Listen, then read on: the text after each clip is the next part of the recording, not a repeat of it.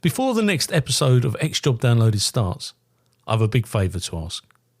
If you've enjoyed any of our episodes so far, please can you click on the follow button on your platform.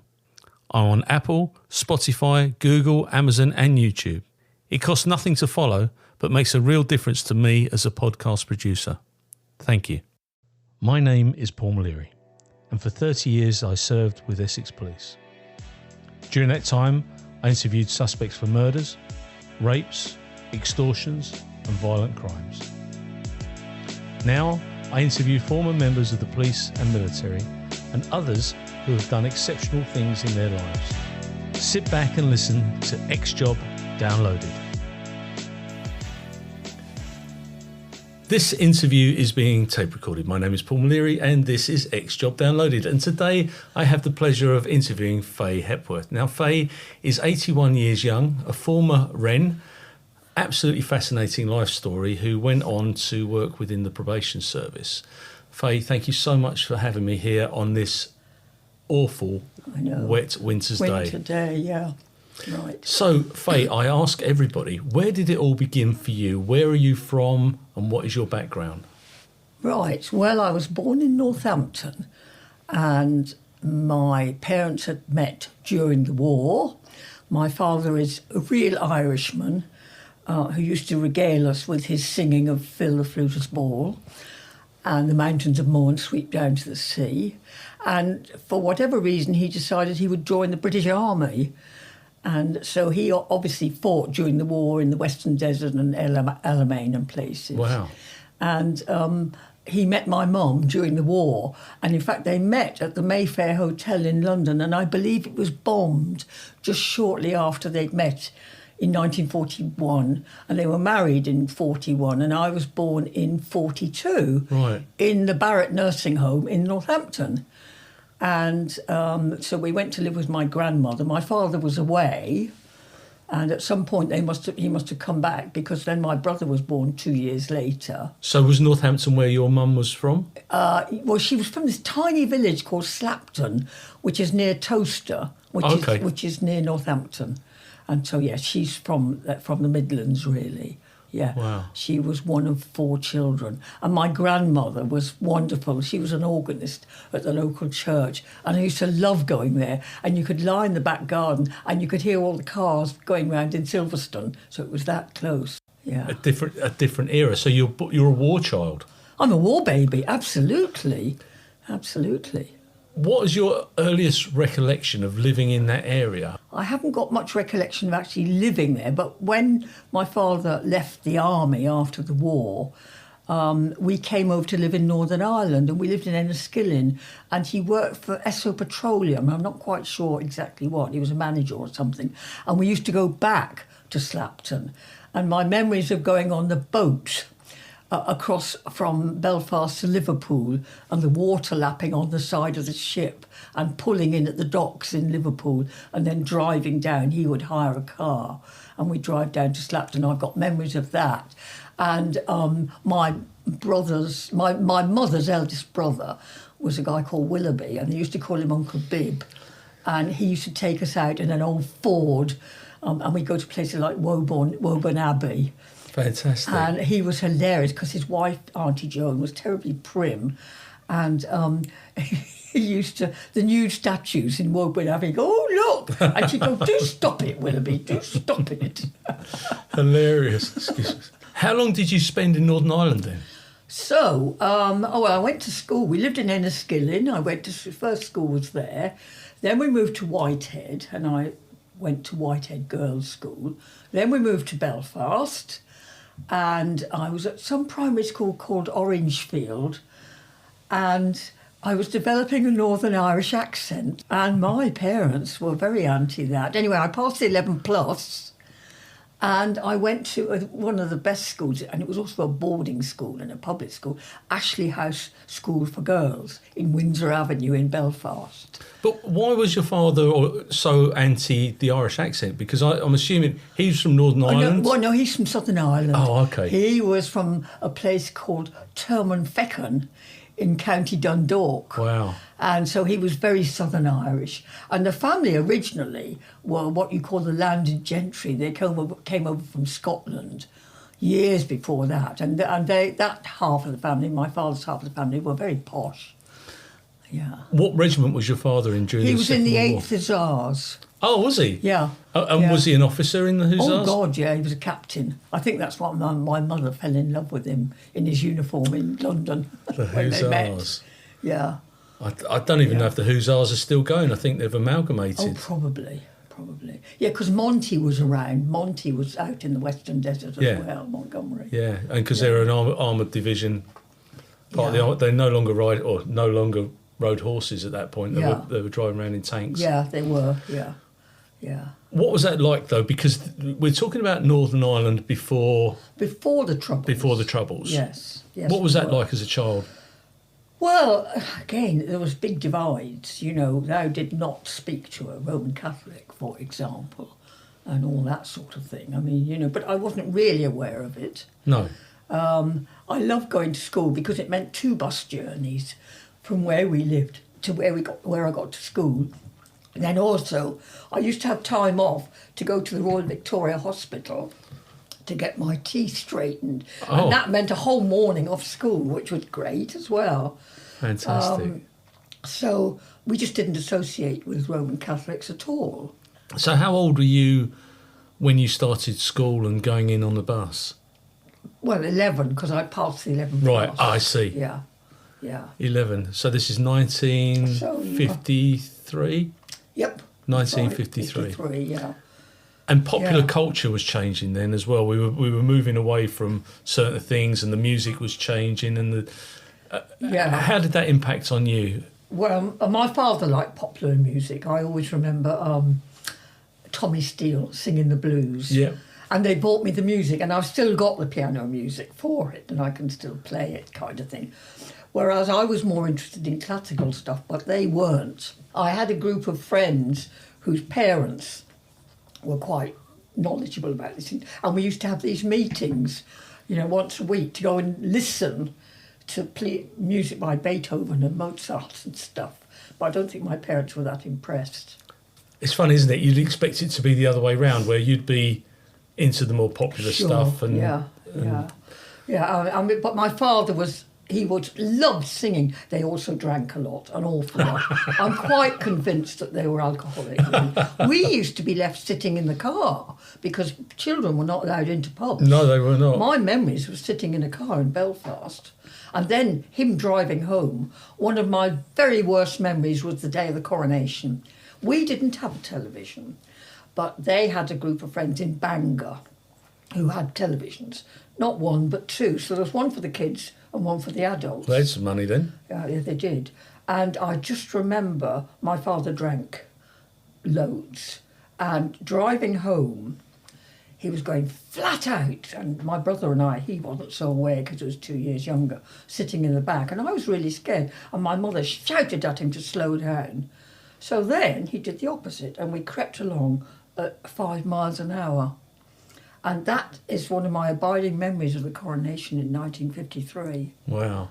It was horrendous. June the 2nd, 1953, was it? Yeah. When my parents married, of course, my mother had never been to Ireland. They got married on the 12th of July. And forever after, every time there were those marches, the orange marches, down the main streets in Belfast and then the Skillin and stuff, my father initially used to say to my mother, well, I've laid this on for you, darling. The Battle of the Boyne. Oh, God, William of Orange. That's right, yeah. I've never been, but friends of mine went out there policing, and that wasn't a very pleasant experience for them. No. What year did you conclude your schooling? Right. And where did you go to from there? Well, of course, I was a bright kid and I wanted to go to university. I wanted to go to Queen's University in Belfast and study medicine. But my parents, alas, they had other ideas. My brother went to a public school, Patora Royal School in Enniskillen, where Oscar Wilde went and various other well-known characters. So anyway, I passed the equivalent of the O-levels. And my mother saw an advertisement in the Belfast Telegraph for an au pair in France. So the next thing is I'm being interviewed by some woman on the other side of Belfast, and they offered me the job.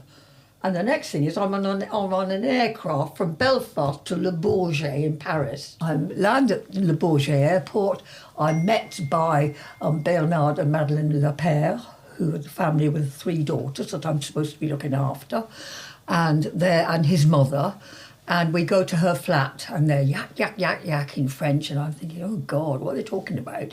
And then we had this big drive down to Blois, which is straight down past Orléans, and we picked up the 3 girls from some neighbours. And I do remember we had a meal with these neighbours, and they produced this thing called yoghurt, which was white, and you either had it with sugar or you had it with salt. Yes. Yeah, and that was pudding. So anyway, we got to, and Bernard was a civil engineer for the département of Loire-et-Cher. Madeleine was a bursar in the boys' lycée, and we lived in the grounds of the school. It was in the middle of a forest, this quite big house. And we got home, and my bedroom was up in a kind of attic. And I remember going up to my bedroom, and you could hear the owls, woo, in the forest. And I cried my eyes out. I'm thinking, I'm 15 years old. I didn't know what was happening to me, you know. Did you have any schoolgirl French? Did you learn any French? Well, I'd done O-level French. Right, okay. So did you understand, or? Not terribly well, but I soon learned because it was total immersion. And they had a cleaning lady and a cook. So I actually spent a lot of time with them. And in the end, it was decided the 3 daughters, the youngest one was 4, and then the other 2 were 9 and 10, or very close, and they used to fight like cat and dog. I had no control over the elder ones. And it was decided that I would look after Francine, the youngest one, and I would have my own programme at the girls' lycée, because Madeleine had contacts and organised for me to go to the girls' lycée. And I had my own programme of French and lots of French literature and German and some Spanish, if I remember rightly. The interesting thing in those days was they didn't have school uniforms, but they had these pinafores. And one week it was blue and the next week it was pink. So you didn't have to worry about what you were wearing underneath, but it was pink week and blue week and pink week and blue week. And that's how they used to alternate in French schools. And so I carried on. I had an emergency appendectomy on Christmas Eve, and I was so upset because we were supposed to be going to Paris and they couldn't go. Oh. I think they had to get parental acceptance from my parents to do that, but it needed to be done. And apparently when I got onto the operating table, this was Christmas and I'd been there since September, I was screaming in French. So obviously I was totally immersed in the French language. Had you flown before, or was that? No. So it's the first time on an aeroplane? First time on an aeroplane. I think Le Bourget Airport now is somewhere on the outskirts of Paris, but it's not used unless it's a military establishment. No, I don't know. Yeah. I'll have a look when I get back. Yeah. I mean, that's fascinating in itself, because you're taken to Belfast City or whatever airport it was then, George Best as it is now. Aldergrove, I think it was. Oh, was it? Aldergrove, yes. And you're deposited on a plane. You've got your British passport in hand, blue British passport, and you... Yeah, blue, and that's it, suitcase, and that was it. On your way. I'm on my way. I mean, it's amazing, really. It is amazing. And so it was and they also had property in Normandy, and we went and stayed in Normandy. Lovely. Which was lovely. And they then had another property in Provence called Vaison-le-Romain, which we went to quite a lot. And I used to go and visit them a lot afterwards. So I was really adopted. So roll forward to May 1959, May, June, when it was time to come home. And I really did not want to go back to Belfast. No. But alas, I had to. I was heartbroken. But this is 14 years after the end of the Second World War. I know. It's amazing, isn't it? Because when you went to Normandy, there would have been a whole section of society that remember people landing in June 1944. Absolutely. And I like Normandy, and they're still very, very, very proud and very supportive of the British forces, even now. I've been back to the beaches, because when they had one of those anniversaries, the D-Day, I think I took my father after my mother had died. Right. He wanted to go, so he paid for the trip, blah, Lovely. blah. Yeah. Yeah, it's And it's a very, very emotional. Even now, you go back there, if you've got an ounce of humanity to walk onto those beaches and where all those young men died, it's quite unnerving. Yeah. So you come back to Belfast. Fly back. And then my father goes, right, what are you going to do now? I know you can do what's good enough for your mother is good enough for you. In other words, you'll do a secretarial course. And so I was enrolled at the Belfast Institute or Belfast College of Technology to do shorthand and typing and bookkeeping and commerce. And I hated it. But I hadn't been there very long when another student came in with a brochure for the Women's Royal Air Force. Such exciting places as Hong Kong and Cyprus. I thought, ooh. So I go home and tell the folk, and they go, oh no, if you're going to join the services, you'll join the senior service or nothing. Now, we've got a lot of family backgrounds connected with the Navy. Have you ever heard of the missing Sir John Franklin, who went out for the North West Passage? Yes. Well, for several years he was missing, and Lady Franklin was so convinced he was still alive. And she then bought this ship called the SS Fox. Right. And my great-great-uncle, who was then eventually Admiral Sir Leopold McClintock, which is my maiden name, he was the captain of that ship. Wow. There's been a lot written about it. And, of course, Palin has discovered the two ships, the Erebus and Terror, which are still under the water in northern Canada, in those islands. And so there was all that, and they used to keep on about these connections. And there was another McClintock who was master of the Rotunda Hospital in Dublin and all this stuff. So, okay, join the Navy. So we went to the recruiting office, I was interviewed, and yes, I was accepted, but it was decided that I would complete the year's secretarial course, which I did, with flying colours. And believe me, in this day and age with technology, I've got shorthand speeds of 120 words a minute and typing about 70 or 80. Wow. So it stood me in good stead, really. Absolutely. And so I did that. And then in September 1960, I couldn't get away quick enough. So I came on the boat across to Liverpool, down, an aunt met me in London and deposited me, I think, on the train to Reading, where I was picked up by naval transport and joined up. We went to a place called Burfield, which is near Reading, which was a training place for Wrens. Just for Wrens? Yeah. And so I was in Warspite Division, and I did a month initial training there. Then you go on to do your Part 2 training, which for me was secretarial, learning about the procedure for courts-martial, where you take shorthand and all this kind of stuff, and naval layout of letters and all that. And that was in Chatham, where the dockyard is now. Yeah, I've been back since and visited some of the ships. Wow. So that was there. Yeah. So, like you say, your shorthand would have been invaluable. So did you go into tribunals to hearings? Well, no, what happened, so after the Part 2 training, my first posting was in Portsmouth. Right, okay. And I worked for NATO. It was called CNC Channel. And we were based in the dockyard, actually in the dockyard. And I lived in a place called Duchess of Kent Barracks in Southsea. And I bought a bike, and I used to cycle every morning. Black stockings with suspender belts and all this stuff. This is in the 60s. Fantastic. Can you imagine that now? Oh, God. And, I had this boyfriend, and he was on one of the old aircraft carriers. I think it was the Ark Royal. And I bunked off work one afternoon to go and see him off when the Ark Royal was sailing on my bike.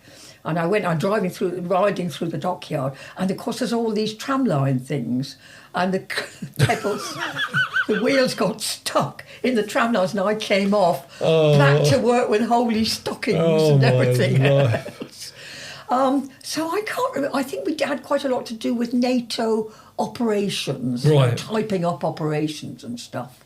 Oh, that's fantastic. And so then I wanted to go overseas. Now, I wasn't allowed to go without parental permission till I was 19. And so on my 19th birthday, I was flying to Malta. But before that, they sent me to the Ministry of Defence for 3 weeks to fill in because there was somebody off sick. And in the Ministry of Defence, I was on Lord Mountbatten's personal staff. He was the Chief of the Defence Staff. And oh my God, it was really hard work. And I thought, oh, crumbs. And he would dictate letters to people like, I thought, how do you spell this? Jawaharlal Nehru. I got the Nehru bit, but I couldn't get the Jawaharlal bit. And Paddy Murphy, who was the groundsman at Classiebourne Castle, where he finally died in County Sligo. So we had a big copy of Who's Who in the office, so you could look up all these names. And after 3 weeks there, I was living in the Wren's quarters off Gloucester Road in Knightsbridge. And I'd come back on the tube and looking through my shorthand notes to make sure I could type them up the next day. It was really, amazing. That is amazing. And so after that, I thought, no, I don't want to go back there again. So off I go to Malta. And I arrived in Malta just before Christmas in 1960. Wow. And, so the MOD, the Ministry of Defence, this is in Whitehall. That's in Whitehall. So this is when Downing Street was still open. You could walk past number 10. Through, and we were on the 6th floor, which was the VIP floor. And Dennis Healy was the Minister of Defence. Yes, right. He was. Yeah, his office, we were all up there. And Mountbatten had 3 military attaches, one from each service. And it was big old offices, And there was a senior person called Miss Brodie. She was very Jewish, and she had a big crow-like nose. That I do remember. And she worked for a guy called Admiral Sir Ronald Brockman, who was, I think, Mountbatten's personal assistant. They'd been in Burma together and stuff. Yeah. Fascinating. And what was he like? There's a lot of things published about him, but what was he like working with you as a junior rating? Fine, absolutely fine. I mean, do you want me to tell you about Malta and then come back? Because I ended up back at the Ministry of Defence for 2 years. Yes, so you've landed in Malta. So I've landed in Malta, yes. Yeah, I've landed in Malta. Really hot.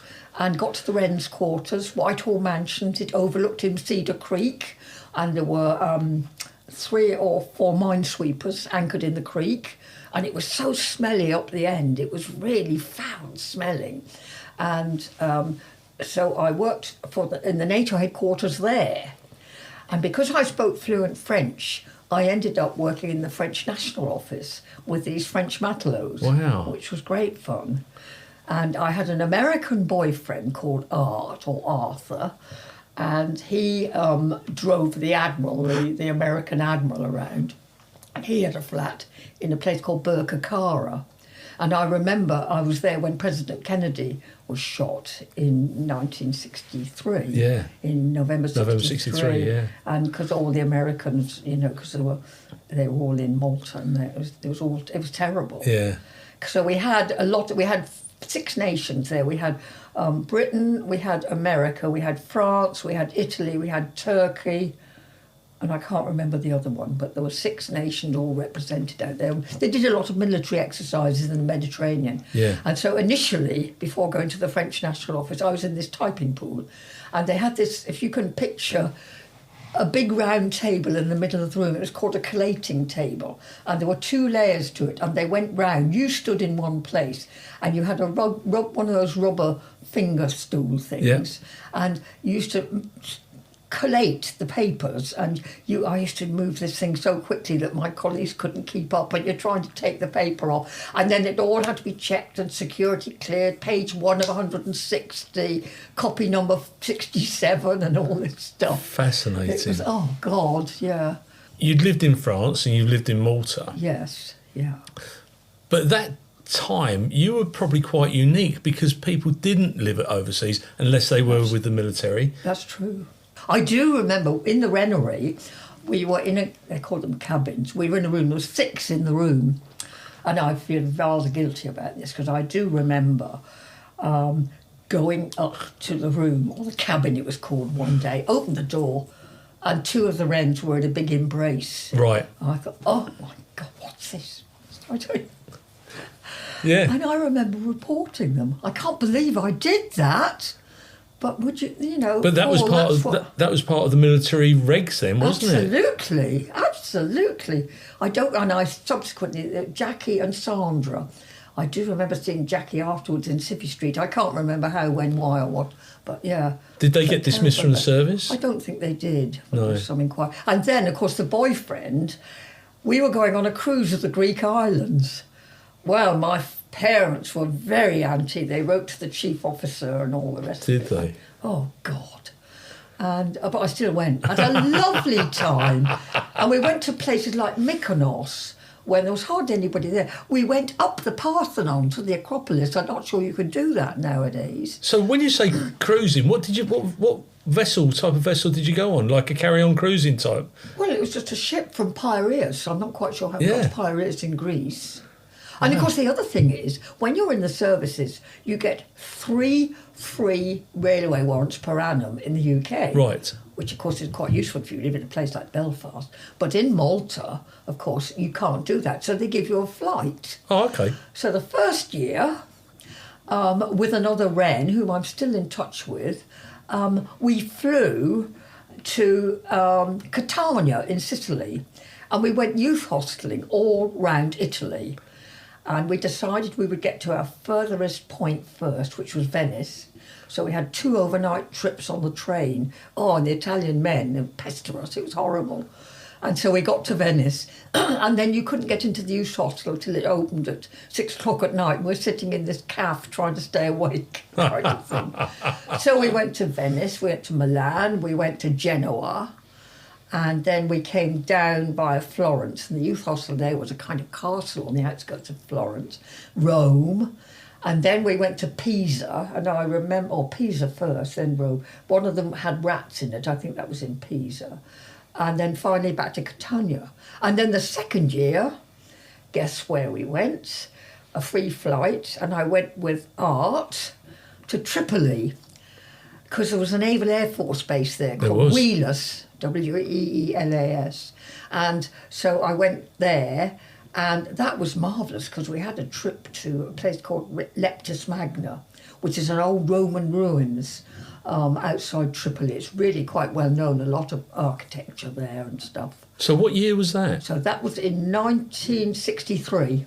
You see, my dad was out there 63, 64. Right. And there's a picture of him standing guard outside the Royal Palace, which was later went on to be Gaddafi's. Yes, but it was King Idris in those days. Right. Yeah. Well, I never. Yeah. Well, it's fantastic. So what year did you come back from Malta? So I came back right at the end of 63, 64. There was a big old frost over, so I was back in Northern Ireland. And, oh, God, back using my leave. And then, of course, the next thing is, blow me, I'm drafted back to Mountbatten in the Ministry of Defence. Wow. In 64. And when you joined the services in those days, you had to sign off 4 years. Right. And the only way you could leave was by being pregnant or being married in those days. It's all changed since, of course, equal opportunities. And so at the end of my 4 years, they actually asked me, would I stay on for an extra year? Right. Because I think I knew the ropes. There were 5 of us, female personnel from the services, 2 Wrens, 2 WRAF and 1 WRAC. Right. Doing all his personal work. I mean, he was president of this and chair of that, and was all this headed stationery in a cupboard, the RNLI, for example, and, take a letter to so-and-so. And when he dictated letters, he used to get loads of invitations to things. So on the top of the card, he'd put MRU or WMP, which we would reply. MRU went, much regret unable. And WMP would be, with much pleasure. Well, I never. And also, he used green ink. All he signed his letters, it was a green ink. And we had typewriter ribbons in those days, which were half green and half black. Wow. And also, this is before photocopier and all the rest of it. I mean, even in Malta as well, it was sort of like 1+12 of something. And in the Ministry of Defence, all these copies would go to various people. And as you probably know, when you make a mistake, you have to get little bits of paper, and to rub it all out. And then if you forget to take a piece of paper out, you've got a big blank bit in the middle of the page. Dear. And then rank Xerox came along, and installed a prototype of the first rank Xerox, which was 813, followed by the 914, if I remember rightly. And so the 813 was in the office, and Mountbatten got all excited, and he came along. And of course, he's got a lot of connections with Russian ancient relatives, yes, and those people who were assassinated yes, during the Russian Revolution, yes, and all that, and letters. And there was a woman living in America who kept claiming to be Anastasia, and he had correspondence with her. And then we had to feed it into the photocopying machine. I think, oh, please don't mangle it up. Please don't mangle it up. And Mountbatten got so excited about this new innovation. And I remember once taking dictation from him when he was made Colonel-in-Chief of the Lifeguards, and his personal batman was there kitting him out while he's dictating to me. And I was sitting there glibly taking this dictation down. And he stood in front of me, he goes, "How do I look? How do I look?" And of course, I'm 21 years old, 20. I did my best not to burst into laughter because he looked as though he was in a big navy blue dressing gown. Did you see the other side of Mountbatten, as in the away from the office, or was it always within the office? No, I mean, if he was sick, we had to go round to his house in Wilton Crescent. And there was a Princess car, and there was a Royal Marine Sergeant driver. We called him Shiner, that was short for something. And so we used to go round there, and we used to go, "I'm going to take Dick from Dick." Dictation from Dickie Mountbatten. So we would sit there, and on his bed, he'd have all these papers, and he'd be sitting in bed. And I've still got some of the shorthand books. I shouldn't have, I know, but I have. No, I'm sure nobody will say anything. When you were there, did you get, your Churchills and all the other dignitaries come in to see him? Because there was a close affiliation through the war, I would imagine. I don't know, but... Well, he was very friendly with Clemmy, because we were there in 1965 when Churchill died. Yeah. And we had this operation called Operation Hope Not, which was all the details of the arrangements for Churchill's funeral. And he stood guard over the coffin at one point. He had to stand there, Mountbatten did. And I remember that. And of course his wife Clementine, he was quite friendly with her. When we went on the world tour, because in 1965 he was going to retire as Chief of the Defence Staff. Right. And we flew in an RAF Comet from Heathrow, from the VIP all Cock and Brown suite. We flew from there, and we went everywhere. So there was one other WRAF, a woman called Pam, who married an American soldier. They now lived on the outskirts of Chicago, and I'm still in touch with Pam. And Pam and I had a little office on the aircraft, and he would dictate there, green ribbon and all, typewriter ribbon. And so one of the first stops was Aden. Yes. And then, we flew. We had a stopover. It was a RAF base in those days called GAN, G-A-N, RAF GAN. I think it was in the Maldives. And there were no women on the island apart from us. I think we had a guard outside our room that night. And I remember he gave me a shark's tooth because Mountbatten had been shark fishing, and he gave me a shark's tooth from the shark they'd presumably speared. And then we went off to Singapore and Hong Kong and Malaysia. We stayed in Kuala Lumpur. We went to Thailand. I'll never forget, there was a woman who unpacked our suitcases, and that seemed really, some servant or other and stuff. And we went to the floating market with him. He was very good about insisting that we did things with him. Good. Although it didn't, we still had to do the work. So of course. At 10 o'clock at night, you're still doing the work. Yeah. I mean, in Australia, in Sydney, we had with us the chief scientific advisor, a guy called Sir Solly Zuckerman. And he bought things in Sydney to bring back to Regent's Park Zoo in London. And I've got a lovely picture of us in Taronga Park Zoo and Mountbatten holding a koala bear. Wow. And of course, since his wife died, he was allowed to take one of his two daughters as a hostess. And he had Lady Patricia Brayborn with him on that trip. Right. And we did visit Jesselton in Borneo, I don't know what the names are now, Paul. I think they've all changed. Yeah, I'm sure they probably have. And we went to the place where she had died, because she Right. was out there when she passed away, and he was very sad that day. And it was, yeah. And then Fascinating. we went to Papua New Guinea. Golly, I was telling the guy I was playing squash with the other day, because he comes from there, and I do remember Pam and I stayed in this hotel. I can't remember where he stayed.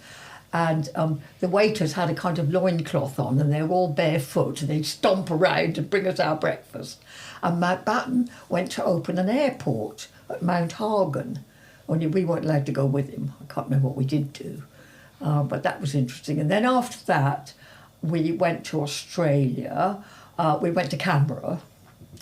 This is him saying goodbye to everybody, I Wow. think. And then we ended up in Wellington in New Zealand when his sister, Queen Louise of Sweden, died. Right. So there was a big hoo-ha about whether he was going to go back or was he going to continue. Because after that, he was going to do a jolly to Tahiti and stuff.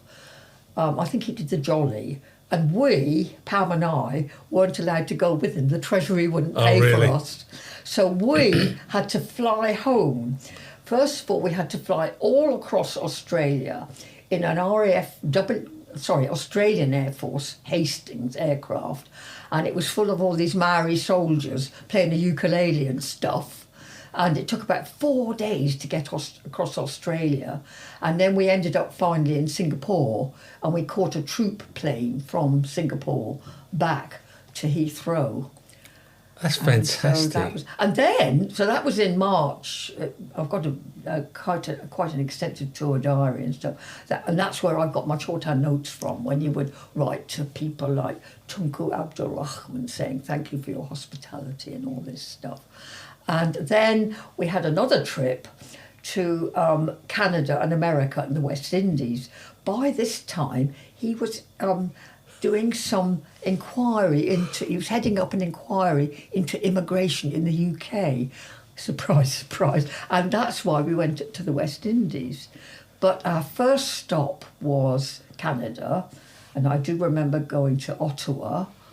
And then we went to New York. We stayed in New York, but we also went to Arlington Cemetery, and we visited the flame where President... in Washington. Yeah, in the Washington. Eternal Flame, yeah.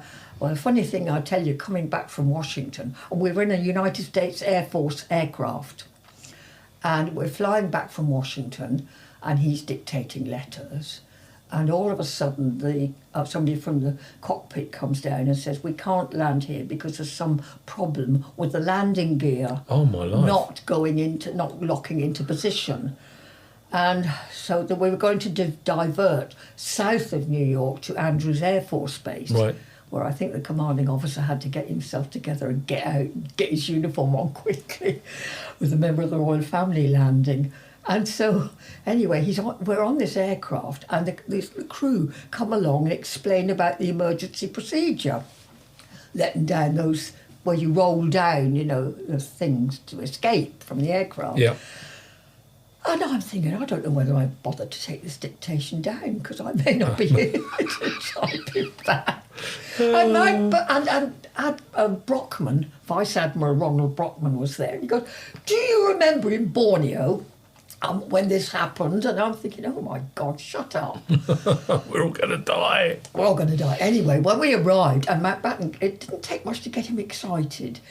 So he's yelling at us, going, count the ambulances, count. There were all these ambulances and fire engines lined up on the airfield in case something went wrong when we landed. And we didn't, we were fine.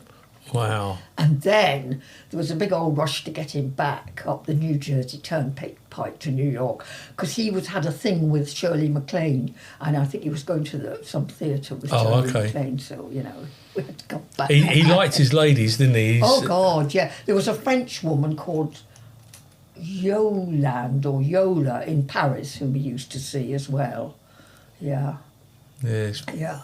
I find it absolutely fascinating. Had you been to America before? No. So you go to New York and you're seeing all these skyscrapers. And the traffic, we couldn't believe it. And I mean, things were quite expensive. I mean, the Treasury did give us money, but not a lot. And I can remember Pam and I buying marshmallows and putting them on the gas thing and putting them on the end of a skewer and having marshmallows. How extravagant. Yeah. But it was something that you'd have only seen in films. Oh, God, You know, Breakfast at Tiffany's and the like. And you've seen all these Empire State Building, Chrysler Building and everything else. Empire State, yep. And all the rest of it. Fantastic. Yeah. How did he refer to you, though? Because you'd obviously, over a year, or, you know, the amount of time that you knew, had he sort of, had it become less formal, or was there always a formality working for him? I think there was always a formality. I think I was petty officer. Right. Because I was the senior one. That's why they asked me to stay on. Right, okay. Because there were 5 of us, but I ran the place, really, somehow or other. And then, I mean, when he retired, I mean, I can remember going to work in the Ministry of Defence, no security at all, straight in, up the lift or up the stairs. Imagine that now. 6th floor. That wouldn't happen nowadays, would it? At all. Did you see other royals? You know, the Queen and Prince Philip? No, I didn't. He used to subscribe to the Eagle magazine, Eagle comic, for now King Charles. Did he? Yeah, he did. And of course the Queen he called Lilibet. So he would, for King Charles, he would subscribe for the Eagle, which was Dan Dare and that's right. And the like. That's right. I mean, Charles was devoted to him as Yeah. well. You know. Yeah, absolutely. Yeah, but I don't think I saw any other royals. When I left, oh God, well, of course, with a reference like from Mountbatten, it opens up doors. Absolutely. I was accepted by the Foreign Office. Not really sure what I was going to do. That was one offer. And the other one was to go and work. Now, Lady Brayborn, I'm not sure whether she's still with us or not, but she had about 7 kids. Right. And they lived in Montpellier Square in London. And would I go and be a PA for Lord Brayborn? I think Lord Brayborn was a film producer or something. And I thought, oh no, I don't want to go there. I might end up looking after all those kids. And then with the Foreign Office, so I was due to start in about 2 weeks' time. And there was another RAF sergeant in the Ministry of Defence. He was also a driver, a guy called Sergeant Perry. And he said to me, Fay, he said, supposing you join the Foreign Office and you're sent to somewhere like Moscow and you absolutely hate it and you're there for a whole year. And that got my little old brain thinking, did I really want to do that? So I thought, oh no, I don't think I want to do that. And also, of course, they'd offered me a commission in the services. Right. And I thought, no way, Jose. I could only see myself at Greenwich, square bashing girls around a quadrangle kind of thing. I couldn't see anything else beyond that, despite the fact that I spoke fluent French. And so I said no to the Foreign Office, no to the Wrens, and then I looked in all the shipping companies in the London telephone directory, thinking I'll go to sea, properly to sea. I mean, I know now it's so different for girls in the Navy. Yeah, it is. Get all equal opportunities. And so, in the meantime, I had to find a job. Again, my mother, good old Belfast Telegraph, she sees an advertisement to work for a guy called Sir Francis Evans, who was some representative for Northern Ireland in London. And they were based in Lower Regent Street. So I went for the interview there and I got the job with him. And I can't remember, I wasn't there for very long. They even paid for me to go to Stormont and visit Stormont. This is in 1965, 66. Wow. And it was just shortly after that I went for the interview with P&O Lines and I got a job as an assistant purser in the purser's office. And so I left Sir Francis Evans and Stormont trip to Belfast and all the rest of it. Had you been to sea before? No, I'd done a bit of sailing. But you'd never been on a vessel, because I suppose then they didn't have girls on the ships. No. When I was, there was one other thing. When I was with Mountbatten, he of course used to go over to Classieborne Castle. Yeah. And of course we typed up a big brochure for Classieborne Castle because he used to let it out to the Americans. Oh, did he? Through an agent called Asquith and Asquith. And it was for them to come over and experience the hunting, shooting, fishing in Southern Ireland kind of thing.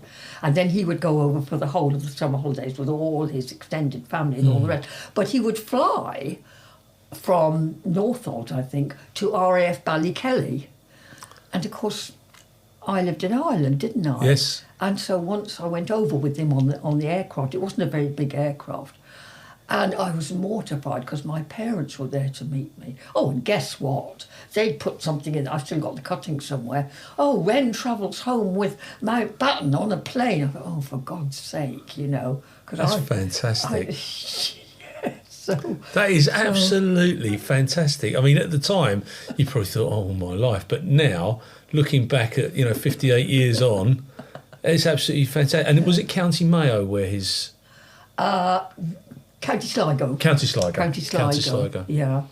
And I'm moving forward, but I was devastated. We were living in the Middle East at the time. And I turned on Voice of America, the radio, which we got, where the announcement came in 1979 when he'd been assassinated. Yeah. Oh, golly. And it was his grandson. Was it his grandson? Yeah, he had... when I worked for him, the last two children were born, Patricia Babel's children, they were twins. And I saw a lovely photograph of one baby on each of his knees. Yeah. Oh. And one of them was killed in that. Yeah. Terrible. Yeah. Absolutely fascinating. So what was that like when you handed back your MOD ID and you've handed your uniform back, or your stockings and all that malarkey? Yeah. Can you imagine now young Wrens running around in stockings? No, and can you imagine 6 o'clock in the morning and weeding the captain's garden in November in HMS Pembroke in Chatham? Is that what you had to do? Chores we had to do. Oh, and then, in the Renery in Duchess of Kent Barracks, there was captain's rounds once a week. And there were 16 of us in this cabin. And there was that awful browny yellow yellowing lino all over the floor. And we were on the 3rd floor, and there was a little fire where you had to call up a coal bucket to put the coal in the fire to have the heating. And we had, some of the beds were double bunked. I don't think mine was. And next to me was this telephone switchboard operator called Rita.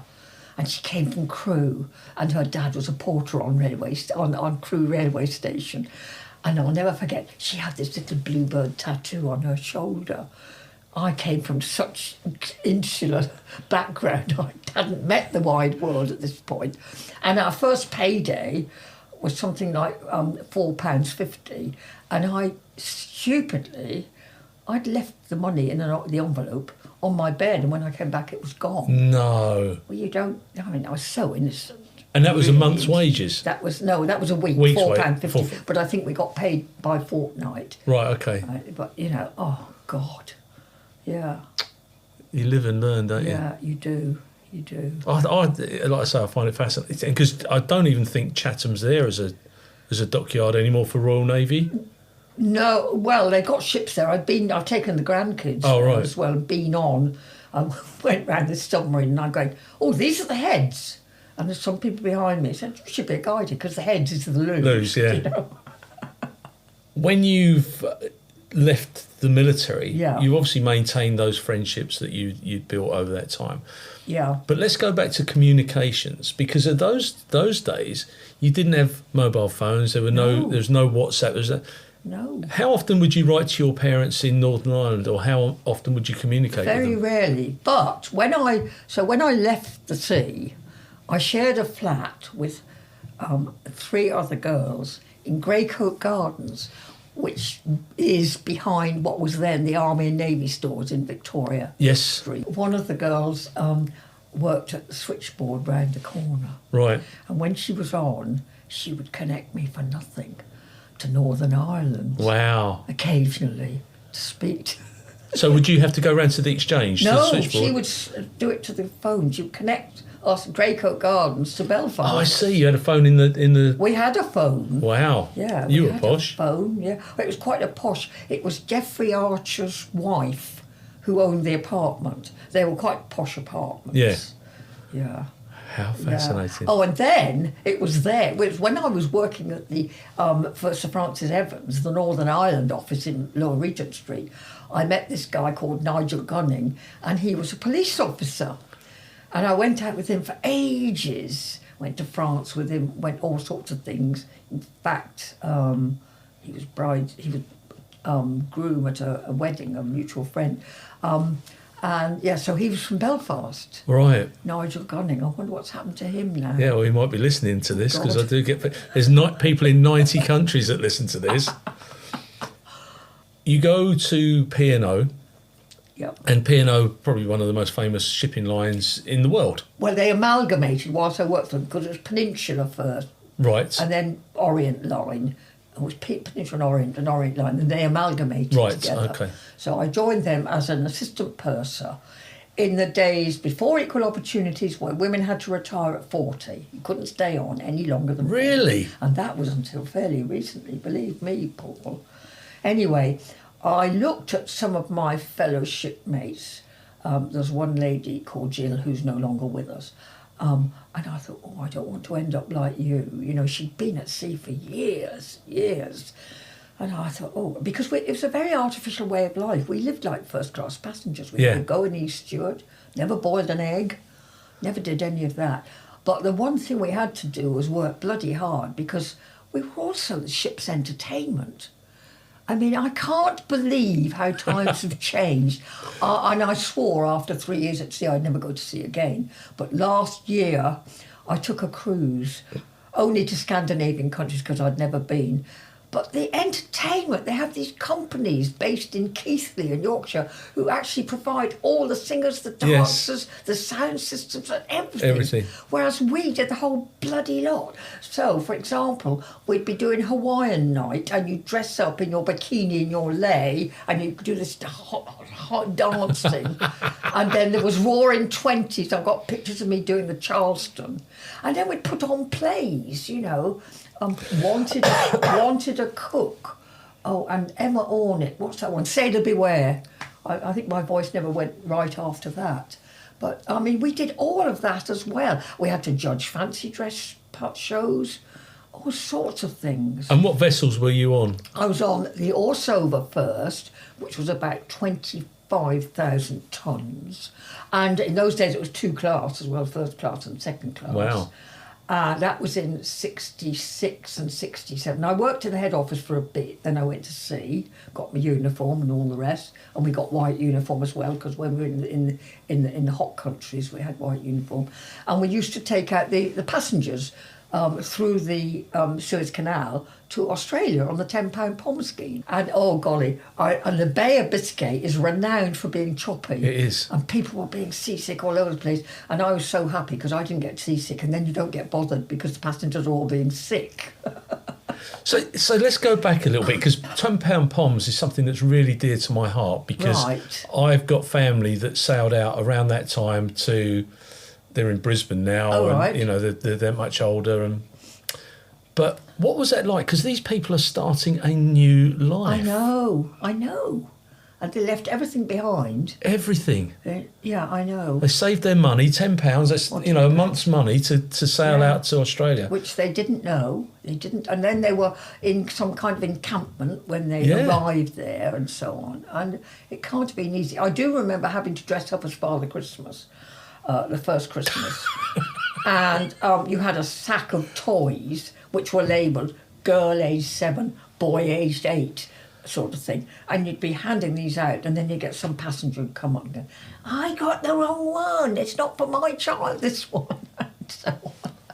And where did you land in Australia? Right, so we went through Suez Canal and we did Perth, or Fremantle is the port. Fremantle, Adelaide, Melbourne, Sydney.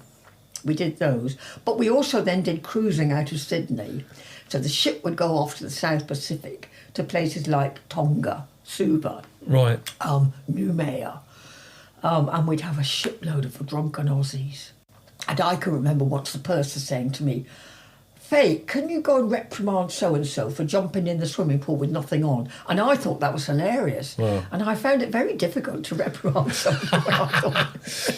So you'd take your passengers over. Yeah. You'd drop them off, or the £10 POMs in their respective cities. You'd go and do a cruise, take them back, then what? Then we'd come back. Well, sometimes we went up to America, up to San Francisco. Right. We also did triangular trips from San Francisco across to Japan via Hawaii, across the Pacific and back. The Americans were very good at depositing their elderly relatives on board. Right. You know, you look after them kind of thing. And I do remember the ship stopping on several occasions when we had burials at sea. Wow. I mean, you know. But we did, so of course then when the Suez Canal closed in the war, Israeli war, Egyptian war in 1967, we had to go round the Cape, which was brilliant because I had got relatives in Pietermaritzburg near Durban in South Africa. Right. And I went and stayed with them, and I remember I couldn't believe it because they had servants. It was really apartheid in those days, very much so. This is in 1967, and I remember that. And then the journey between Australia, between South Africa, Cape Town, and Fremantle was something like 10 days at sea. Oh my goodness, and it was just all these passengers, and it was so boringly awful. And of course immediately I remember that they had in Fremantle, they had a great selection of ice cream things at the terminal. We would all rush ashore and get ice cream.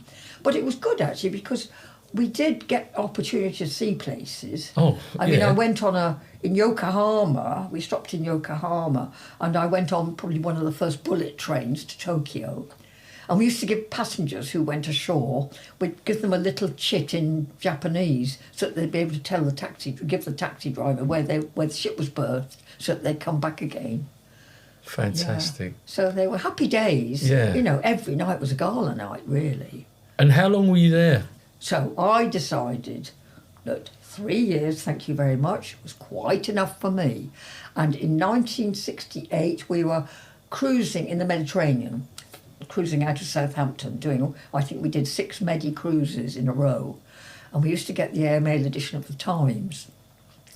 And I'm studying for jobs because I thought, I'm not staying. And to cut a very long story short, I was actually offered 2 jobs. The first one was to be a PA to the chair of a public company. And the second one was to be a public relations officer with Glaxo Laboratories in Greenford, Middlesex. So the PA to the chair of the public company, I went for the interview in Fitzroy Square at about 7 o'clock at night. I think I'd probably left the sea by then, and I was obviously desperate for work. And I thought, the outgoing secretary at 7 o'clock at night, the outgoing PA, she was really busy. You know, telex to America because of the time zone difference and all that. So I went in for the interview in this enormous great office with wall-to-wall books down each side of the wall, and this big table, and this man sitting in the end. You'll never guess in a million years who it was. I haven't got a clue. It was none other than Robert Maxwell. Robert Maxwell, that thieving... Yeah, him, that git. So anyway, he goes, now tell me, Miss McClintock, what would the purser say were your good points? So I waffled something or other. And what would the purser say were your bad points? Now I'm thinking, I mustn't tell him rude to passengers, must I? So I waffled something. And then, of course, all his books was all Pergamon Press, because that's what we did. And then so he got up and he got this tome off the shelf. And he said, oh, yes, you lived in Blois. Oh, Louis XIV. So we had a discussion about Louis XIV, because he was in the chateau, the castle in Blois, and all the rest of it. So anyway, he offered me the job. Wow. And I thought, no, I don't want to be one man's dog's body. I wouldn't be sitting here now talking to you if I'd have taken that job. Really? Life would have taken a completely different turn. turn. And I didn't want to work for one man all along. I didn't want to be a slave to somebody, and I would have been for somebody like him. But what an interesting character. He was an interesting, whatever I may think about him and what he did, etc., etc. But and what of course, interesting. When I went for the interview, Ghislaine, his daughter, was a baby. Of course, yeah. All those years ago. And now she's locked up and hopefully listening to this podcast. So off I go to be. With Glaxo Laboratories, I was going to be a public relations officer, and we had a really, really old office in Greenford, and I was supposed to be taking over from this very Scots lady called Amelia Ritchie, very dull, white hair, short hair, and she was going to groom me. And one of the reasons why apparently I'd been selected was because I'd been in the services and I'd worked for Mountbatten and all that stuff. So anyway, and they had a new innovation there, because we used to type letters of complaint and reply to them Yes. and all the rest of it, and organise fundraising activities, etc. And one of the new innovations at the Glaxo site was a typing pool. And you used to have to dictate your letter down the phone to somebody, poor minion, in the typing pool who would type it up. Dear Mrs. Bloggs, I'm sorry about your baby being sick with our Ostermilk and all the rest of it. And I would be typing with Amelia sitting on the other... I was dictating, sorry. And Amelia's on the other side, and she stopped and said, I wouldn't say that. And I got such a complex about dictating letters. I used to wait until she was out of the office before I could dictate letters. Wow. And then, shortly afterwards, we moved to Open Plan. And it was a big office, all the public relations people and the press people were there. And that's where I was based. And I think by this time Amelia had left. So I was kind of the public relations officer. And I can remember that these poor women whose babies were sick from Ostermilk, they'd sent in specimens. And we had this big plastic box at the end of the office. And we used to call it the bug box. And all these manky Ostermilks were put in there till they were sent to the lab for testing. Oh, dear. Oh, dear. And the other thing we used to do was organise medical symposia because, of course, Glaxo was very much into research. Yes. And all these scientists would be experimenting with their cephalosporins and all the rest of it. And then I would organise the medical conferences where the great and the good would go and report their findings and stuff. And there was one great event, actually, because they had premises in Scotland, a manufacturing plant in Ulverston, and another one in... Where's that place where Dominic Cummings went during COVID? Him there, where he drove. Anyway, they had another place there. We had a party of French representatives came over. And, of course, I went with them, didn't I? Speaking French and all the rest of it. And we went up and I took them on to Windermere and what's his name's cottage there at who's in Windermere? Wordsworth, wasn't it? Yeah. I don't know, actually. Wordsworth Cottage, I think, and all that. And then we had parties of midwives who'd come round the factory in Greenford and we'd escort them round and all the rest of it. They're still a big company, aren't they, GSK? Oh, yeah, they are, Huge. yes. Yeah, Huge. they are, yes. Yeah, I kind of follow them. But they were interesting days. And what year was this? So that was in 68, 69, 70, 71. And it was during that year that I met my then future husband, during that time. And I think it was about 1970. There was another colleague who was going to have a midsummer brawl at her house. And we had to go dressed up as something. And by then I was going up a lot to Slapton in Northampton, where my granny was, and I'd sit there and play the piano and stuff and listen to the cars at Silverstone. Granny, have you got an old Victorian nightie I could borrow? Because I'd like to go dressed as Cleopatra. And so Granny lent me this Victorian white thing, shifty thing. So I then went to Woolworths, remember Woolworths? Yeah. And I bought a plastic gold belt, which I wound round to make like an asp on my head, a snake. And I can remember plonking that on my head. And I then drove a Triumph Spitfire. And I can remember living in this flat just down the road from the BBC in Shepherd's Bush, called Greycoat Gardens, and driving round Hammersmith in the open top car to this party. And I can't remember the name of the person. I think it was called Cynthia who ran the party. And that's where I met Tony. Right. And our common interest was, would you believe, the game of squash. Because when I was in Australia, one of the assistant pursers, one of the male assistant pursers, took me ashore to... Now, in this country, squash clubs in the 60s was very poo-poo and elite. You couldn't just walk in off the street. Whereas in Australia, you could. And I learnt there. And I wanted to continue when I came ashore. So I joined Ealing Squash Club. And so I played a lot there. And then it turned out I met this guy, ex-Royal Navy, played squash. And so that was our common interest. Right. And we got together, playing squash quite a bit. And he used to get so upset if I beat him. Racket bashed on the floor, etc., and all the rest of it. But so, yeah. And so then he moved off to he worked for BOAC and he went off to Bahrain. And we'd split up by then. And I was thinking, oh, God, what am I doing here? And it seemed like there was no future in public relations. And so I went to an agency in London thinking about getting a job in France or Brussels or somewhere using my French. So they were called bilingual something or other in Charing Cross Road. Right. So I went there and they sent me off for a job interview in Paris. I'll never forget. Everything went wrong from the word go. There was some kind of strike, so I was late arriving. And by this time I'd learnt French shorthand as well, so I could take letters in. So anyway, so I met this guy and he dictated these letters to me. And I can remember they left me food to eat quickly because I didn't have much time. And I made some what really are unforgivable mistakes in the business world. You know, left an accent off something or didn't do something. And so I didn't get the job.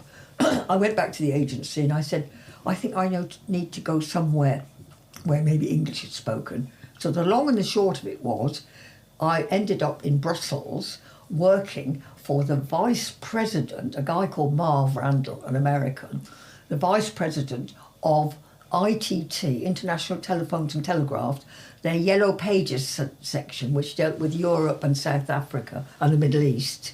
And so I worked for Marv Randall in his headquarters, ITT headquarters, in Brussels, very near the Gare Centrale. And he was never there. Oh, God, it was the most boring job in the world. Oh, dear. And I used to go to the cinema. I used to go to the French movies in the afternoon. I'd bugger off and I'm sitting here.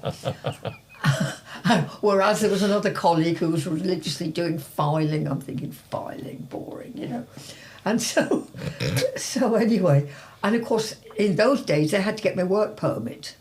And then in 1971, we joined the common market. So I no longer needed a work permit. Right. So I thought, right, I'm going to get another job. And I found this job as a conference organiser with Esso Chemicals. They were quite big out there. We were out near the airport at a place called Diegem. And so I was based there.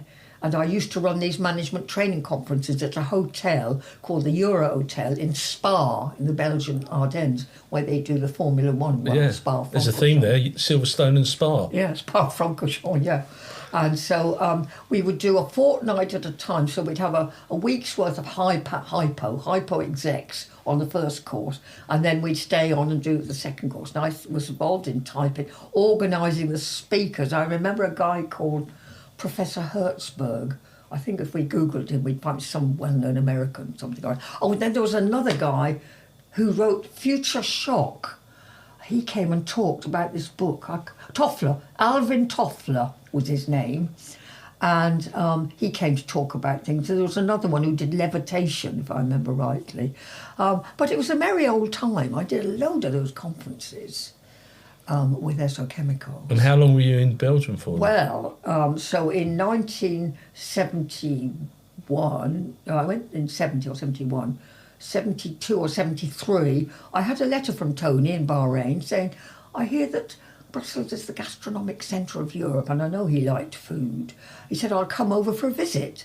I go, oh, great. And because it's all letters, this is not phone calls or anything like, messages. And so I went to meet him at the airport at Zaventem in Brussels. By this time I'm going out with a guy called Derek from Monsanto. And I said, look, I'll book a table at the Chanticleer, which is in the Chaussée de Wavre in Brussels. And so I'll bring Tony there and we'll meet there. So I picked up Tony. I hadn't seen him for probably about 3 years. And we went to the Chanticleer. And the waiters are going, no, Derek's not here. So anyway, we had a meal. And obviously he'd suspected that, I was probably going to get back together with him, which is kind of what happened. But he went back to Bahrain and then said, come out for Christmas. And he was with BOAC, which is... No, he's Gulfair then. Gulfair was then a subsidiary of BOAC, and he was the training manager with Gulfair in Bahrain, based in Manama. And he lived they were old RAF quarters where he lived, yeah. Wow. And he was effectively a pilot, but he was teaching other pilots. No, he wasn't a pilot. I don't know what he did. Right. Because in the Navy, because he was ex-Royal Navy. I see. He was a torpedo and anti-submarine officer, TAS officer, and he left when Britain went into the Cod Wars. He said, I didn't join the Navy to do the Cod Wars. Was that 74, 75? Something like that. He hadn't long left the Navy when I met him, really.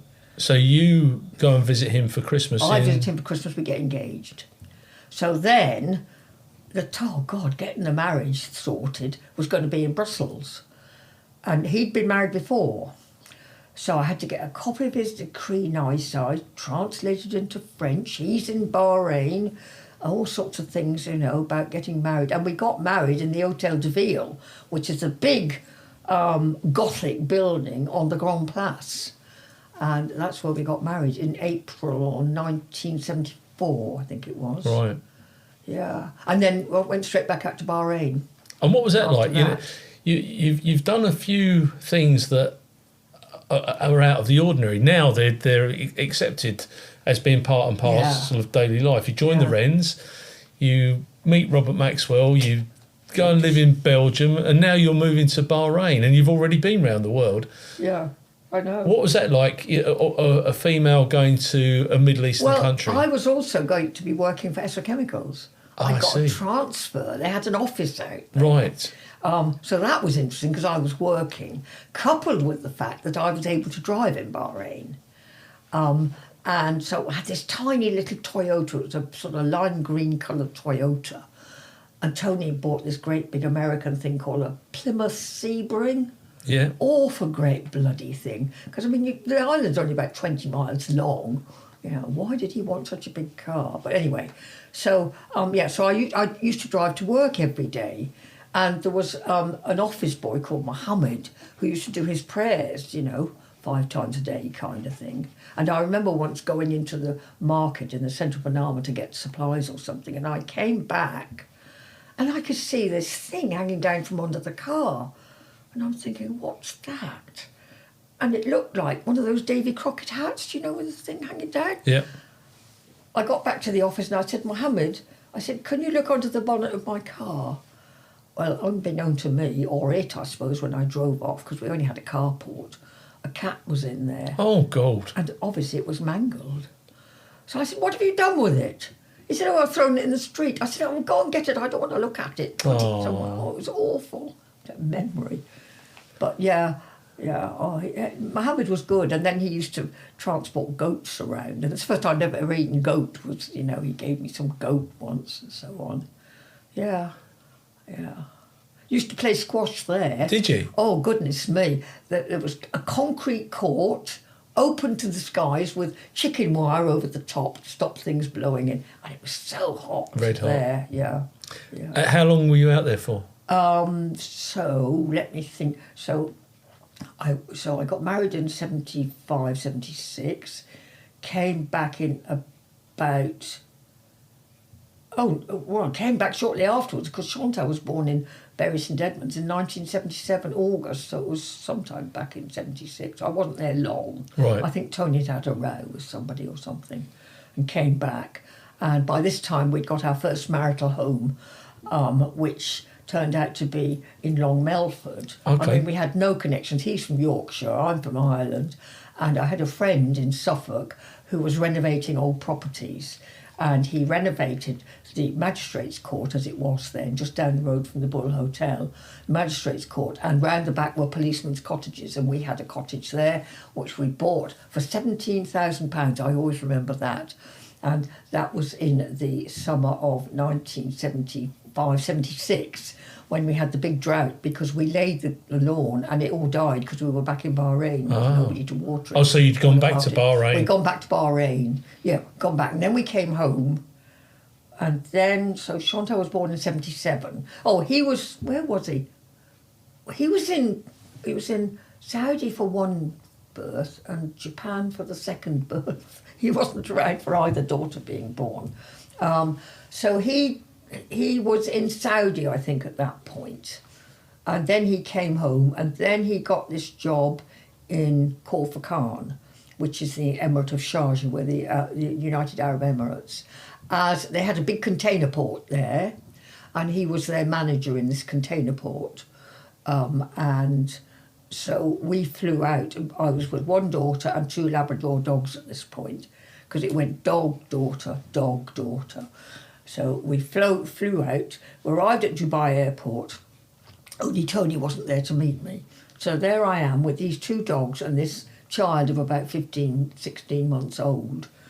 And the poor dogs, they were in these carriers, crate carriers, and they'd come up the normal ramp where your suitcase comes up. It was horrible. And it's red hot as well. And it's red hot, and the Arabs think dogs are unclean animals and so on.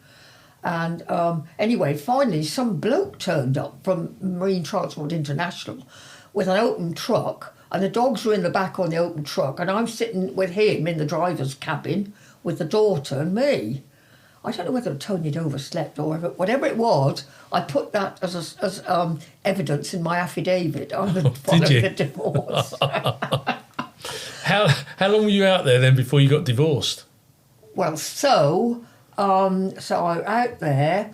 It was a lovely spot to be with the dogs. It was fantastic with the beach just over the road. The dogs would go and dig for crabs and everything. It was great. And this was before the Iran-Iraq war, because when the Iran-Iraq war came, there were big tankers anchored off and globules of oil would come floating in onto the beach. Oh, really? But by that time in Khor Fakkan, they'd built a Holiday Inn. So I came home to have Michelle, the second daughter, who was born in December 1979, flew out again. She was christened in this country. She was only 6 weeks old when we flew out. And I used to go to the Holiday Inn to take her swimming because I couldn't go in the sea anymore. It was so horrible. And so that was 79. So in about 1980, Tony'd had another row. We're coming back to the UK. And by this time, we'd moved from Long Melford to Newton Green, near Colchester. And so I had to find somewhere to... I wanted the dogs to come home with us because they were part of the family. Yeah. And unbeknown to me, he put an advertisement in the Khalij Times, which is the Gulf Times English version, and for a home for these 2 dogs. And this couple turned up at the garden gate, and they said, "We've come for the dogs." I go, "What?" I said, "They're not going anywhere. They're part of the family. We brought them to this country and we're taking them home." And so that then began. I had to think, how the hell am I going to support these dogs and get them home, knowing that there was 6 months quarantine back in the UK. Yeah. But somehow I managed. A very good friend in Abu Dhabi lent me some money.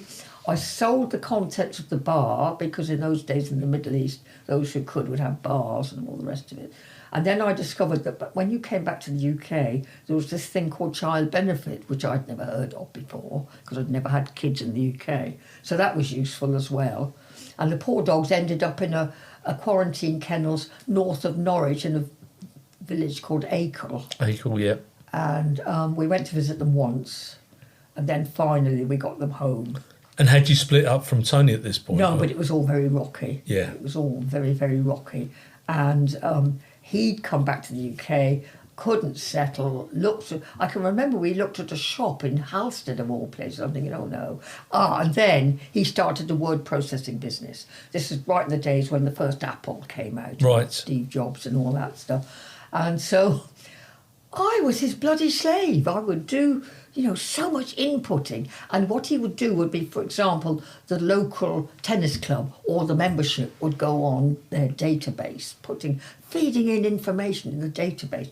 And he was a very short-tempered ex-Royal Navy man. And he used to say, I can't work this out. "Oh, read the manual," he would yell at me. I felt like chucking the thing out the window, the whole lot. So that was sort of, it didn't work. 2 people were, and it was in the 4th bedroom upstairs, it was really awful. So you finally get divorced? So we finally that was messy. It went on for ages. One funny story, because the house was up for sale, and by this time I'd been accepted to do a law degree in Chelmsford, which is now Anglia Ruskin University. Yes.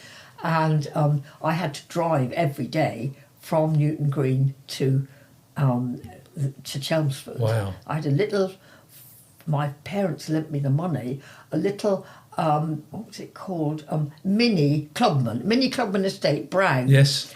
So there was room in the back for the dogs and the kids and all the rest of it. Drive back and forth every day, depositing, because Chantal was in private school in Sudbury. That finished. So I live in Boreham now, and the head teacher here in Boreham accepted her, and Michelle had to go to a nursery, so I deposited those two, and then I would do the journey in reverse, coming home. And one day I got home, and the dogs were running around in the garden, and he'd moved out by then, and I'd swapped the keys over. I had a friend, a very good friend of mine. She was godparent to Chantal, and she'd put the mortise locks from the front door on the back and the back on the front. So when he came, it wouldn't work. He didn't think to, So he had a prospective viewer for the property, and he'd gone in the garage and he'd got a spade, and he'd knocked out the glass in the utility room to gain access to the property in front of this poor woman who was going to think about buying the property. Can you imagine? Dear, oh dear. So anyway, then of course he had to get you all fixed, etc., etc. But he'd moved out by then. But it was awful because there was a point as well. I'd gone through religiously working out, what we'd keep, what he'd take and what I'd take, and I thought, right, I made all the curtains for this property. It was a 4-bedroomed executive suite house and all that. I'll take the curtains so he can take the carpets. And I came back from college one day, and we were on bare floors. All the carpets had gone. Can you imagine? Dear, oh dear. It was just a nightmare. But finally, I'd actually started the law degree, and then the decree nisi came through, and then the absolute came through, and then it was a big old hassle trying to get support from him. And initially the court offered £6 per child per week. I thought, Christ. £6 per child? £6 per child. This was in the 80s. And we were on benefit. I was always flogging things. We had students to stay with us in the house in Boreham, or in both houses in Boreham. We've had students always trying to make money, always flogging stuff, charity shops galore. And anyway, I thought, this is ridiculous, £6 per child per week, I'll go for an increase. And Chelmsford magistrates, they go, which court would you like it at? I go, here, please.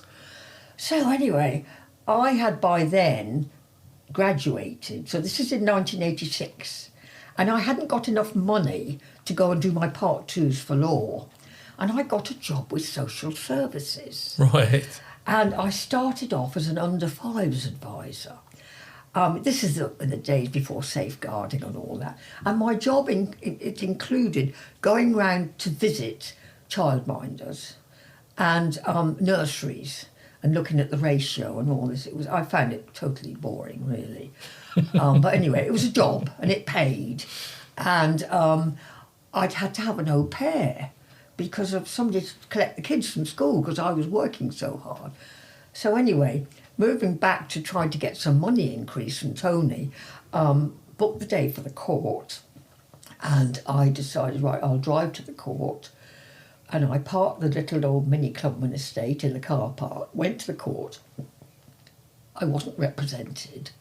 I was going to represent myself. And blow me, he got a barrister from Colchester. And I thought, oh, God, big swallow, And so then it got to the point where, the barrister came up to me in the morning because obviously they try and settle before you go into the court. And they offered me £1 a week extra. I said, you're joking, I haven't taken the day off work for this. So therefore it became a contested hearing. So then I had to go down and put some more money in the car park. I thought, oh, crumbs, because it was on then in the afternoon. And so anyway, so it was a contested hearing and it went on, and I had to cross-examine him myself. And I'm going, I don't understand why you can still afford to play squash. I can't play squash anymore. And of course the clerk to the court, whom I subsequently met working for probation service, a guy called David Whitehead. I know David. Yeah, Mrs. Hepworth, you're asking questions, you're cross-examining your husband. And in the end, I summed up, I've got to sum up.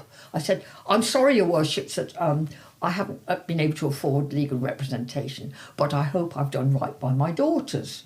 So out the magistrates go to deliberate. And I'm standing in the upstairs, one of the upstairs courts in Chelmsford Magistrates, the old Shire. Yeah, yeah. And he's there with his barrister at the other side of the room. God, it was the most awful 45 minutes I think I've ever spent.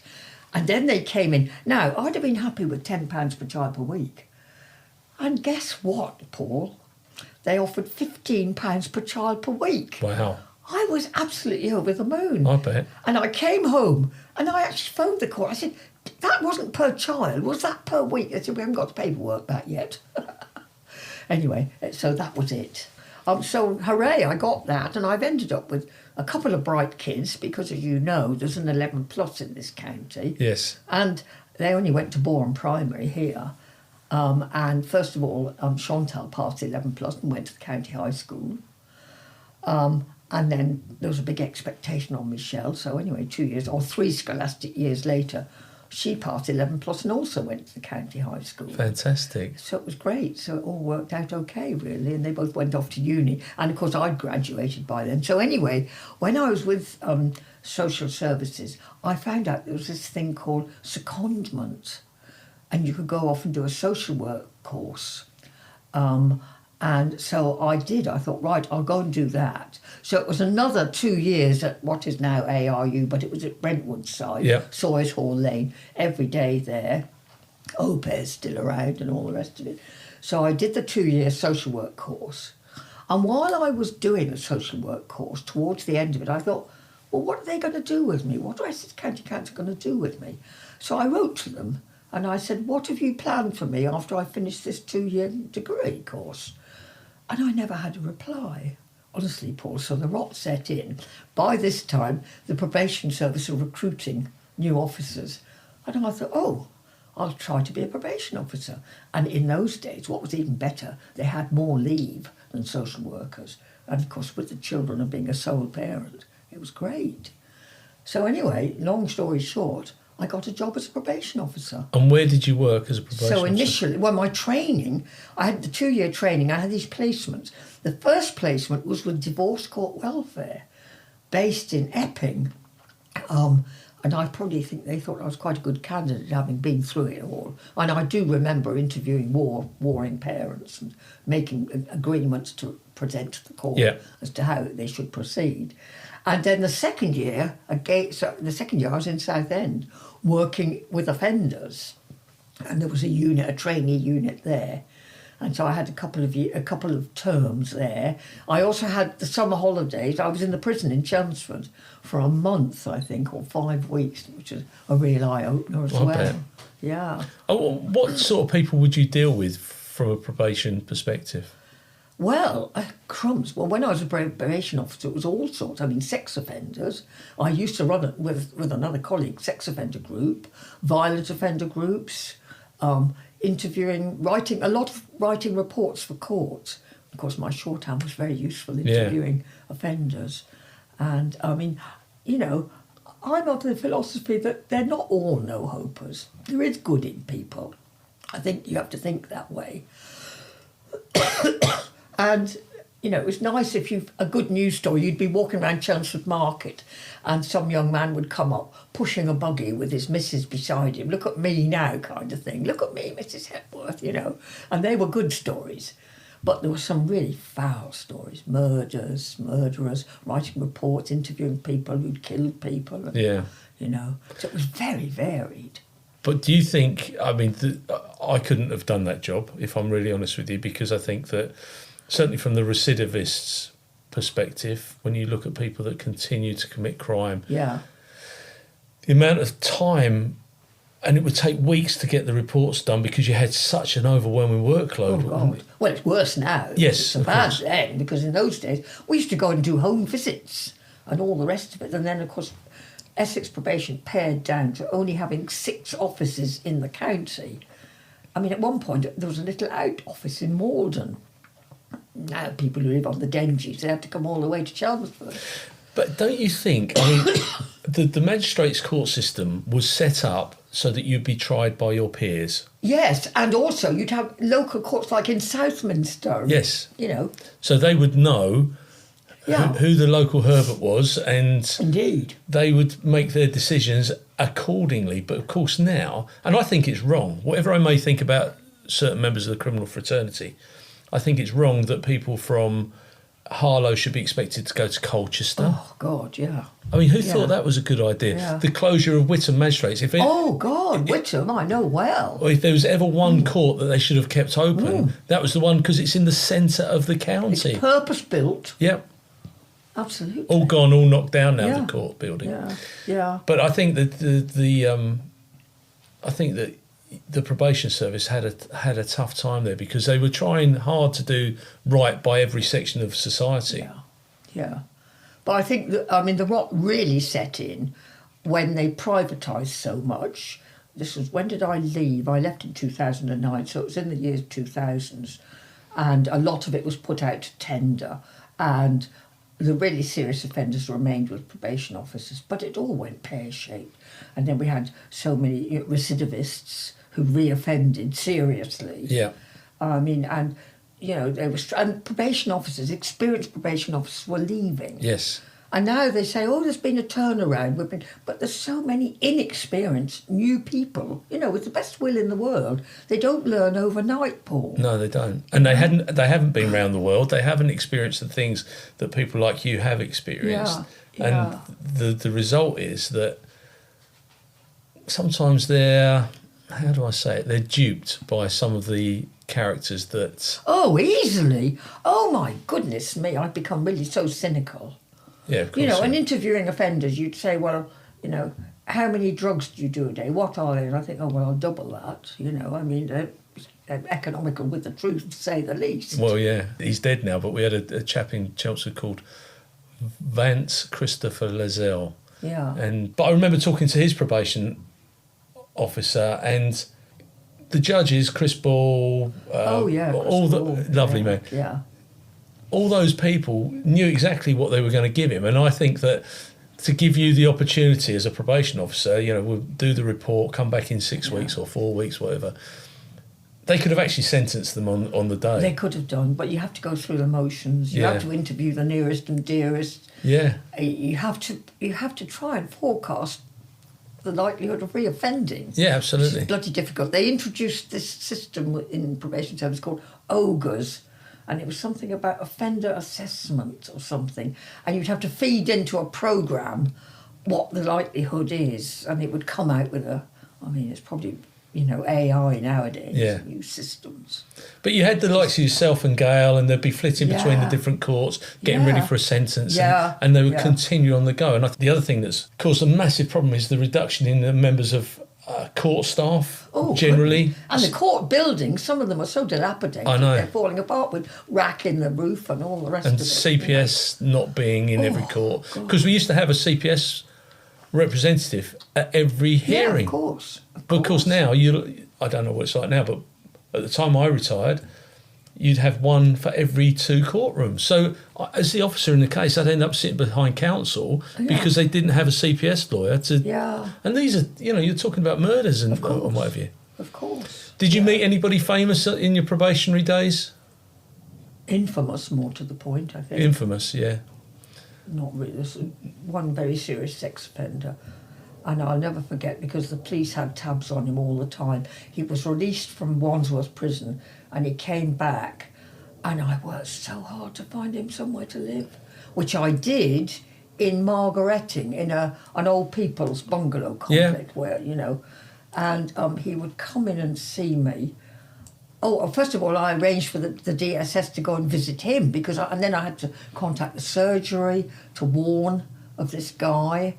And then the Sun newspaper got hold of him, and he was cycling along the road somewhere near Margaretting, and he had a bunny rabbit in the basket on his bicycle. I mean, this is a good, ploy to lure kids in and all the rest of it. And I woke up, went round to the paper shop on my way to work one morning, and there he is on about page 5 of the Sun.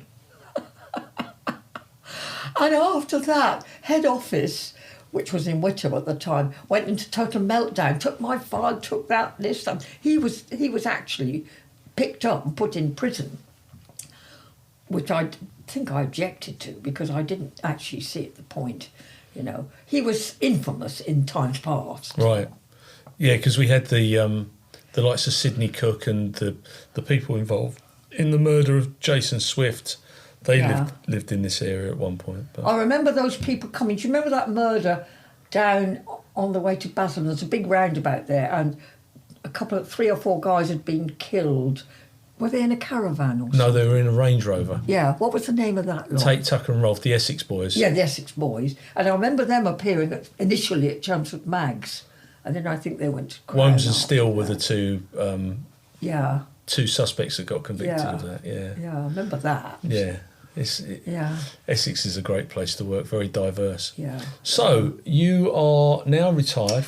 I retired, I carried on till I was 67. Right. And then probation offered voluntary redundancy. Did they? Thought, why the hell am I doing this job now?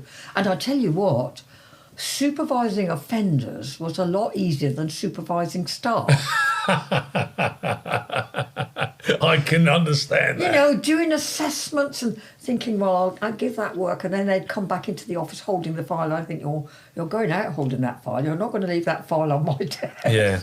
Go and get your diary. I can look when you're going to do a prison visit to interview the offender and all this.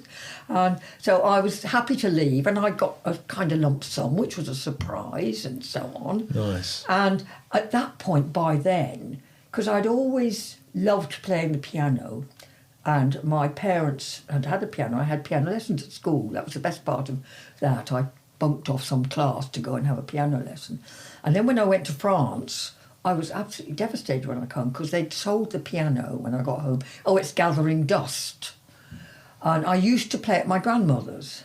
And then when I was at college here in Chelmsford, they gave opportunities to learn things. And I thought, right, I'll take up piano lessons again. And I ended up my teacher was a guy called Antoine Mitchell, who was the conductor of the Essex Symphony Orchestra in those days. So this is while I was still doing my law degree and stuff. And I thought, because Michelle, the youngest, has proved to be very musical, and I used to accompany her learning the violin before going to school and all the rest. So I ended up with piano lessons with Antoine and passed up to and including grade 8. So that was great.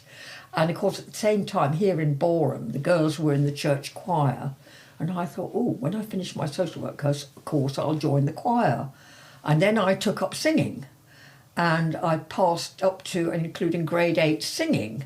Like a challenge, I do. Yeah, you do. And then... and of course, I'd sing in a big choir. I don't know whether you've heard of them, they're called the Waltham Singers. I joined them, and so anyway, that was that. And then I thought, and the person who taught me singing was a lady called Daphne Hillier. She was a teacher at Newhall, very old school, Miss Daphne Hillier. Nobody dared call her Daphne, it was Miss Hillier, and she used to do the Sunday school here and choir club here for the kids and all the rest of it. And she had a little group, and Chantal would pitch up with her cello and Michelle would pitch up with her oboe and all this. So I thought, I'd like to learn the organ. So I started learning the organ, and then towards the end of my probation career, I used to get asked to play for funerals. So I used to say at work, I'm going to a funeral. Not that I'm being paid to play for the funeral. That's hilarious. That is hilarious. So anyway, I passed grade 8, and she wanted me to do a diploma. Well, I went with another member of the Essex Organist Association, of which I'm a member. He was doing some big post-grad exam up in the Royal College of Music in London, behind the Albert Hall. Yes. And he asked me would I be his page turner. So I went up there, and this big room with the organ at one end, and 3 examiners, you could hardly see them, they're so far away, down the other end. And it was so foreboding. I turned his pages for him. I thought, I'm never going to do that. I've got the concentration of a gnat. I couldn't do a recital for 30 minutes, with somebody turning my pages. So I kind of abandoned that. But I'm fairly proficient. And I do get opportunities to play for weddings and funerals, and I play regularly in churches. But alas, in Boreham, as you can see the church behind there was a 100-foot ley landau there before that. Don't get me started. Oh. came down during Storm Eunice. Oh. And thank God it fell into his garden, otherwise it would have gone over this roof here. And Well, you can see the church now. So you can see the church really clearly. So I used to play there. That's where I had all my lessons, where I did my exams and everything. And so I've left, well, the organ, they've got a bad case of death watch beetle. Oh. So a third of the church is blocked off. The death watch beetle's at the back end, the organ's at the front end, but they still block the organ off. And after about 3 years of playing the piano for weddings and funerals and Remembrance Sunday, I thought, well, I'm fed up with this.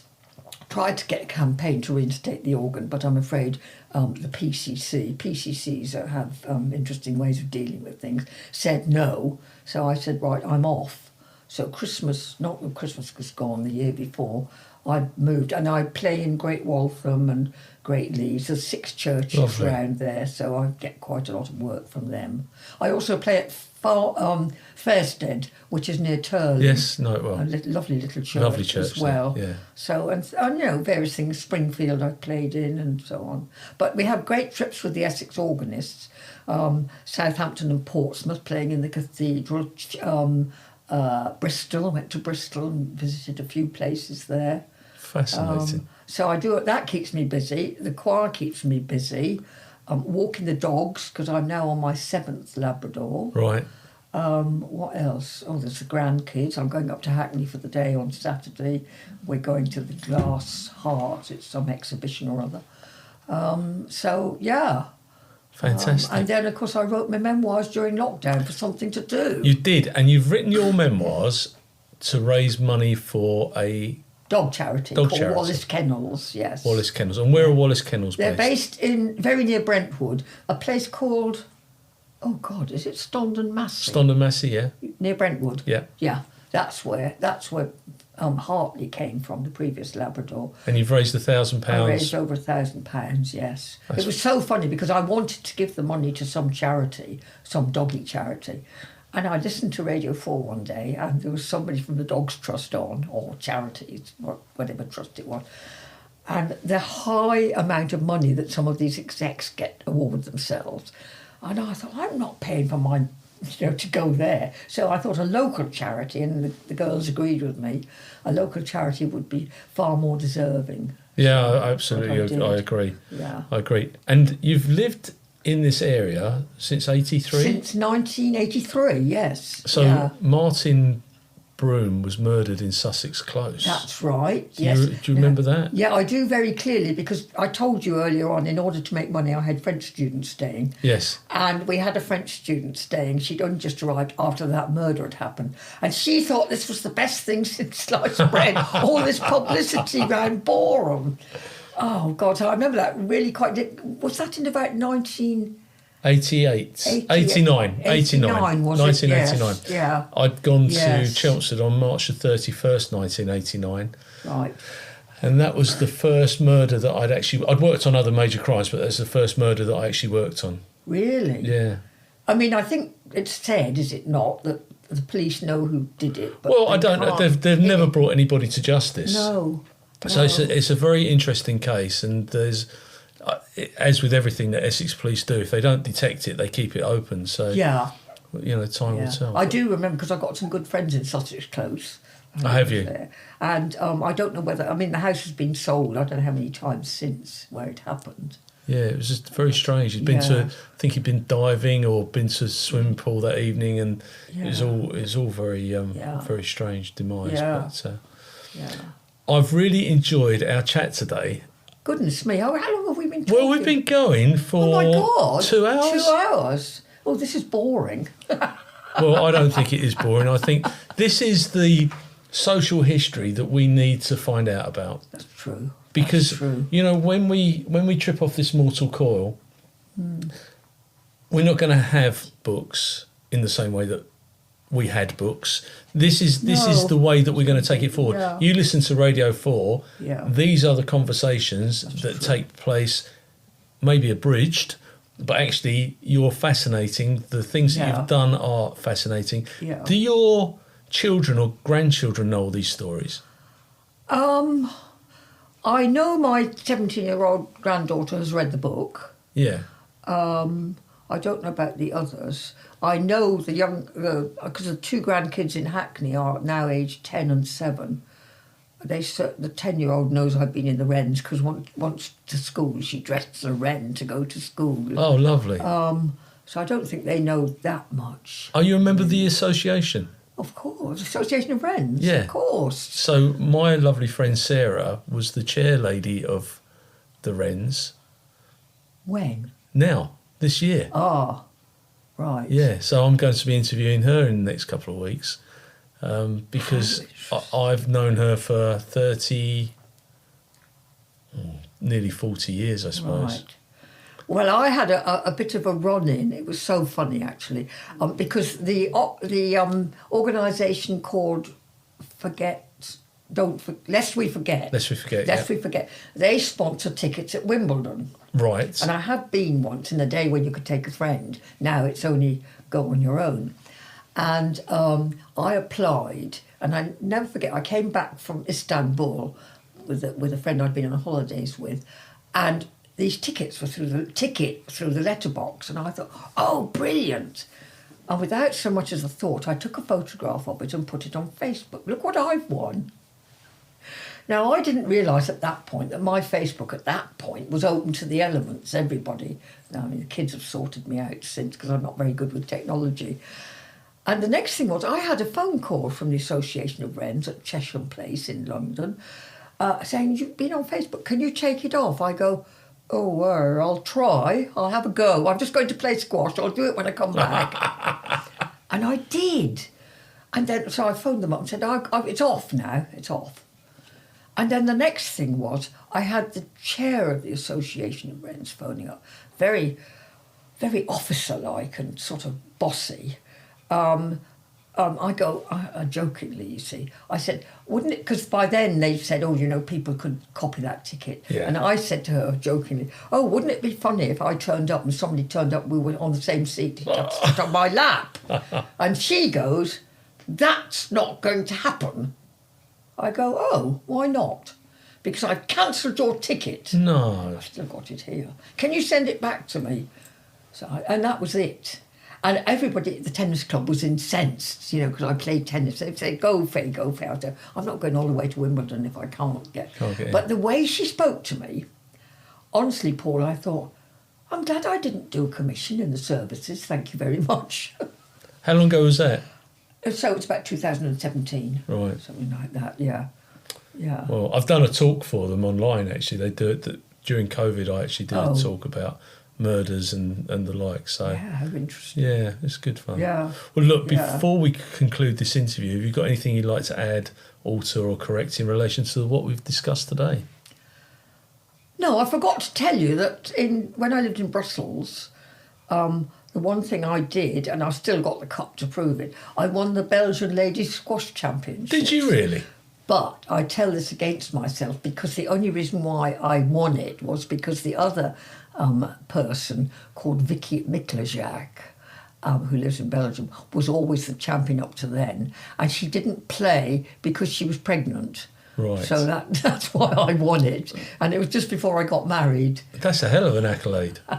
The Belgian champion. It's a squash champion, yeah. And so now, in fact, I played with another octogenarian last week called Peter, and he said, can I take a photograph of you? So we stood and tried to take a selfie with the court behind us. And he said, he's 84 and I'm 81. So he said, I want to be still playing when I'm in my 90s. And I go, I want to be the oldest woman in Britain still playing squash. I don't think I am yet. Well, I have to say, I can't imagine there's many 81-year-olds that are playing squash on a regular basis. Well, you wouldn't take it up unless you were, yeah. No, exactly right. Exactly right. Well, so I'm quite proud of that. I should think you are. Well, and I'm very proud of you, and thank you very much for your time today. Oh, and also, do you know, I forgot to tell you that after I retired, or just as I was retiring, I applied to go on a quiz show called The Weakest Link. Oh, did you? And eventually I heard, and I had to go all the way to Glasgow. Really? Yeah. Yeah, and of course in those days, it's way before Zoom and all the rest of it, you had to be interviewed first. You had to go for an audition in London. Anyway, I was selected. I reckon I was selected because I'm old. And I went all the way up to Glasgow to be the weakest link. And, of course, met Anne Robinson in those days. Right. And how many are on there? About 10 or 15? I don't know, yeah, I 15, can't something like that. And I buggered up one of the stupid questions. It was about the clock, whether it's 2:45 or 6:15 or something like that. Right. But at one point, she said, oh, you know, what are your skills? I said, I can sing Edith Piaf in French. I said, I want this at my funeral. Allez, venez, milord, je vous ai jamais vu. Or, non, rien de rien. Non, je ne regrette rien. And she said, thank you, Fay, don't call us, we'll call you. Oh, no. So that was the first one. The second one, I think, was Tipping Point. Right. And I went for an audition for that, and that was only down the road in Hertfordshire, one of those studios. He's a nice chap. Yeah, he is, Ben Shepherd. Ben Shepherd, yeah. Yeah, and that was great, and I won that. I won £3,400 Did you? for that, yeah, which I gave to the kids. Then I went on The Chase. Oh, God, Bradley's so funny. I went on The Chase, and I had the Dark Destroyer. Oh. I can't remember the question. There was one. I didn't do very well at all. I only got £2,000 in the thing, and then I was out. Right. I really can't remember, but I remember Bradley, because he said, what would you do if you won any money? I said, I go on a trip to the Arctic. So I explained about my great-great-uncle going to the Arctic, and I wanted to retrace the steps, which I'd actually booked, and it was cancelled because of COVID. No. Yeah, that I've never done that yet. I think probably the insurance would be astronomical now. Anyway, so that was that. And then I also went on... I won about £5,200 on this. It was called Question Jury. It was run by Channel 4, and I went to Manchester. And all the contestants, so probably about 8 or 9 of us, we all didn't meet till we got into the jury room, right? And the judge was some voice somewhere, and we had to discuss things, and we had to arrive at an agreement, right? And so, for example, which continent has got the most countries? So we all have a discussion about this. And in fact, it's Africa. Yeah. What percentage of the population have got tattoos? Now, I don't know terribly many people with tattoos, but there was a guy there who was covered head to toe in tattoos, probably as were all his mates. So there's big discussion. We had to arrive at a percentage and all the rest of it. And then we had to vote each other out on and off. And at the end, right, I was left standing and on my own. And the final question, I'd either win it or go home with nothing, was... by this time, as I say, I was the only person left, and I could consult with my colleagues, what on the Abbey Road album, which Beatle is the first one on the Abbey Road album, Walking Across? Oh, is it? I think it's John Lennon. It is John Lennon. Yeah. I didn't know that, but the lady beside me, who lived very locally, because they always have people on standby, and she'd actually come in. She said, Fay, she said, I was talking to my husband last night. It's John Lennon. Mm. And so, blow me, I won the money. How much did you win? £5,200. Fantastic. It took ages for them to pay it, but I did get it. Do you know what car is on the album cover? Is it the Hillman Imp? No, it's a white Volkswagen Beetle. Oh, it's a Volkswagen Beetle. And also in there is a van, a police van, is on the cover as well. Yeah, yeah. Oh, Nigel Gunning, whom I mentioned, the police officer. Yeah. I'm so stupid. I gave this away because it would be a fortune. He was given a signed album by John Lennon and Paul McCartney, right? Because he apprehended some people who were trying to break into their flat in London, right? And it sat in my flat in Coronation Court while I was working in London. And I can see it now in the magazine basket, this thing sitting there, this record. And when we split up, I gave it back to him. What would that be worth now, Paul? Priceless. That would be your trip to the Antarctic. Yeah. And then the other programme I remember going on was 15 to 1 with Sandy Toxford. Oh. And that was in Glasgow as well. Wow. And that was quite interesting. I mean, there was on some of these quiz shows, there are some real boffins who do nothing but quiz. Well, I watched Who Wants to Be a Millionaire the other night, and there was a chap on there, and his phone a friend was one of the eggheads. I know, I saw that. I thought, oh, yeah, well, he's going to get it, yeah. Yeah, and he did. Yeah, I wouldn't have minded going on a phone on Millionaire if it was Chris Tarrant, but I don't really rate Jeremy Thingamy much. I think he does a tidy job there. Yeah. Well, look, thank you so much for your time today. I've really enjoyed our conversation. Thank you. You've been captivating. I know that people will thoroughly enjoy our chat. So I hope so. Of course they will. It's brilliant. Yeah. Thank you. They must have the time. That's the trouble. Time is not always on my side. I'm so busy. Yeah, but they can break this down into parts and pick it up like a book. So yeah. Okay. That's brilliant. Thank you very much. Cheers then.